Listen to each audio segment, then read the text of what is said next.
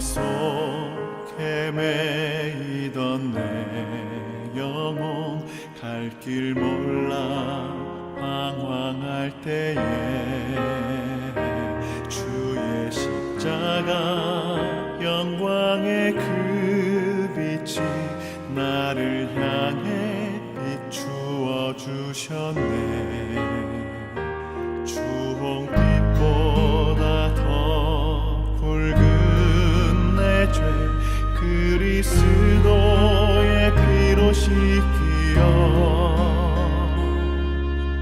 완전한 사랑 주님의 은혜로 새 생명 주께 얻었네.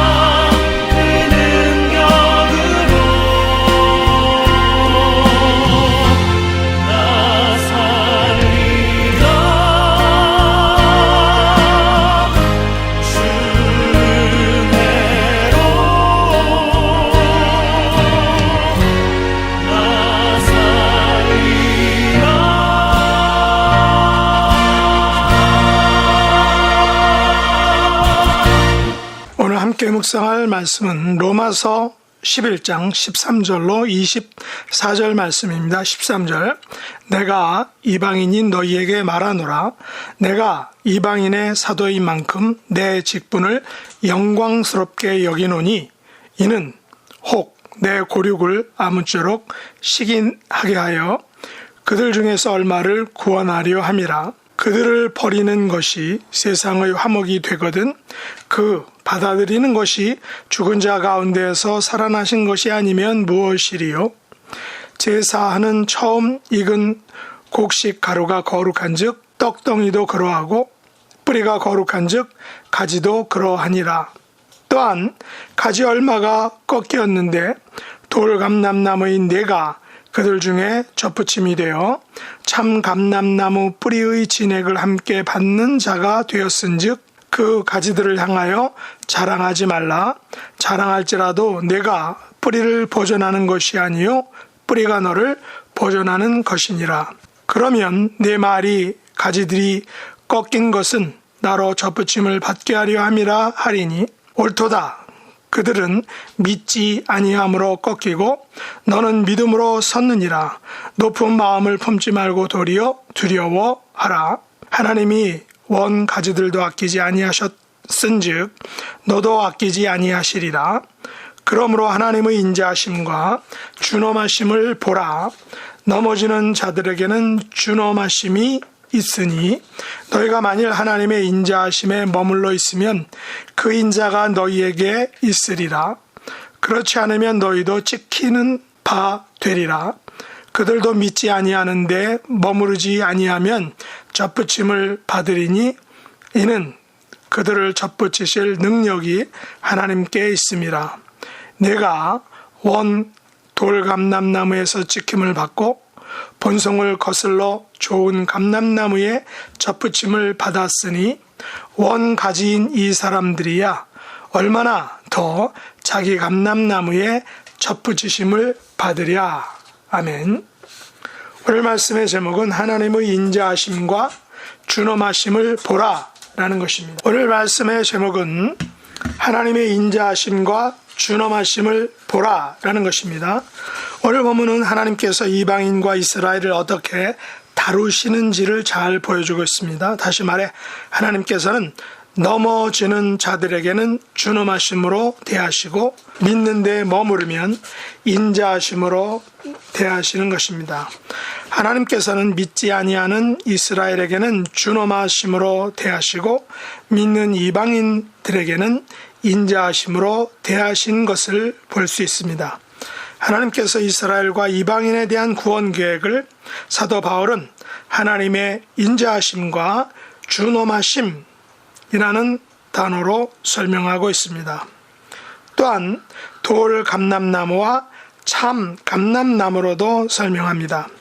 믿지 아니한 참 감람나무도 꺾여져서 하나님의 준엄하심의 대상이 될 수 있다는 것입니다. 반면에 믿는 돌 감람나무는 참 감람나무에 접붙임을 받아 하나님의 인자하심의 대상이 되었다는 것입니다. 오늘 본문 19절과 20절에 보면 바울은 이방인인 로마의 그리스도인들에게 이렇게 설명하고 있습니다. 그러면 내 말이 가지들이 꺾인 것은 나로 접붙임을 받게 하려 함이라 하리니 옳도다. 그들은 믿지 아니함으로 꺾이고 너는 믿음으로 섰느니라. 높은 마음을 품지 말고 도리어 두려워하라 라고 권면합니다. 참 감람나무인 이스라엘이 믿지 아니함으로 꺾였다라는 것입니다. 반면에 돌 감람나무인 이방인이 믿음으로 접붙임을 받았다라는 것입니다. 그러므로 이방인인 로마의 그리스도인들은 이 같은 하나님의 인자하심과 준엄하심 앞에서 높은 마음을 품지 말고 도리어 두려워하라 라고 바울이 권면하는 것입니다. 왜냐하면 하나님이 원 가지들인 이스라엘도 그들이 믿지 않았기 때문에 아끼지 아니하셨던 것처럼 접붙임을 받은 가지인 이방인들이 믿지 않고 높은 마음, 교만을 품으면 더욱 아끼지 않을 것이다 라고 바울이 말하고 있는 것입니다. 그러나 이 같은 하나님의 인자하심과 준엄하심은 이스라엘과 이방인들의 태도 여하에 달린 것을 볼 수 있습니다. 다시 말해 이스라엘은 참 감람나무임에도 불구하고 믿지 않고 꺾이고 찢김을 당하였습니다. 그러나 이방인들은 돌 감람나무임에도 불구하고 그들이 믿음으로 참 감람나무의 젖붙임을 받아 그 참 감람나무로부터 뿌리의 진액을 함께 받게 되었다라는 것입니다. 그렇다면 이것이 돌 감람나무가 잘나서냐? 절대 아니라는 것이죠. 돌 감람나무가 참 감람나무를 향하여 결코 자랑할 수 없다는 것입니다. 왜냐하면 참 감람나무의 뿌리가 돌 감람나무를 보존하는 것이기 때문입니다. 그들을 젖붙이실 능력이 하나님께만 있기 때문입니다. 그러므로 돌 감람나무의 입장에서는 좋은 감람나무의 젖붙임을 받았으니 원가지인 이스라엘이 참 감람나무의 젖붙임을 받는 일이 얼마나 쉬운가라는 것입니다. 얼마나 가능한 일인가라는 것입니다. 쉬운 일이다, 가능한 일이다 라는 것을 역설하고 있는 것입니다. 이것을 우리의 신앙생활에 적용해 볼까요? 우리들은 성경을 통해 만나는 유대인들을 매우 평가절하할 수 있습니다. 왜냐하면 그들이 성경에 보면 하나님을 믿지 않고 불순종하는 모습을 계속 보여주고 있기 때문입니다. 그래서 하나님께서는 이방인인 우리들에게 믿음을 갖게 하셔서 하나님의 백성이 되게 하셨습니다. 그리스도인이 된 우리들은 원가지인 유대인들을 향하여 교만한 마음을 가지게 되는 수도 있다는 것입니다. 그러나 하나님의 입장에서는 원가지인 유대인들을 다시금 참 감람나무에 젖붙이실 수 있다. 그럴 가능성이 충분히 있다라는 것입니다. 왜냐하면 그들을 젖붙이실 능력이 오직 하나님에게 있기 때문입니다.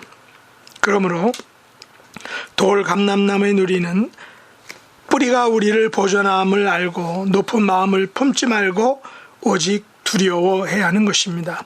돌 감람나무의 누리가 좋은 감람나무의 젖붙임을 받았기 때문에 참 감람나무인 이스라엘이 자기 감람나무에 젖붙이실 능력이 하나님께 있다라는 사실을 우리가 분명히 기억해야 하는 것입니다. 하나님께서는 언제든 쉽게 참 감람나무인 이스라엘을 돌 감람나무들처럼 쉽게 자기 감람나무에 젖붙이실 수 있다는 것입니다.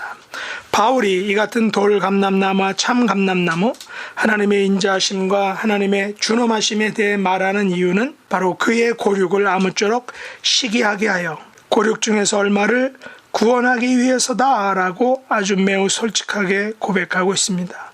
다시 말해서 바울은 이방인의 사도요, 그 직분, 이방인의 사도란 그 직분을 영광스럽게 여기지만 그러나 그의 마음 한구석에는 깊은 곳에는 고륙을 구원하려는 그의 간절한 마음이 불살라지고 있다는 것입니다. 그러므로 우리는 가족과 세상을 향하여 하나님의 인자하심과 준엄하심을 증거해야 할 것입니다. 그래서 그들 중에서 얼마를 구원하는 복된 사역을 바울처럼 우리도 감당해야 하는 것입니다. 이것을 감당하는 저 여러분이 될 수 있기를 예수님의 이름으로 축복합니다. 기도하겠습니다. 하나님 아버지, 원래는 돌 감람나무였던 저희들을 참 감람나무에 젖붙여 주시고 그 뿌리의 진액을 받게 하심을 감사합니다. 믿지 않는 원 가지를 찍어버리시는 하나님의 준엄하심을 알게 하시고 돌 감람나무를 좋은 감람나무에 젖붙이시기를 기뻐하신 하나님의 인자하심도 깊이 알아 그런 믿음에 굳게 서는 저희들이 되게 하시고 그 믿음에 굳게 서서 복음을 전하는 저희들이 될 수 있도록 은혜 도하여 주옵소서. 예수님의 이름으로 간절히 기도드렸나이다. 아멘.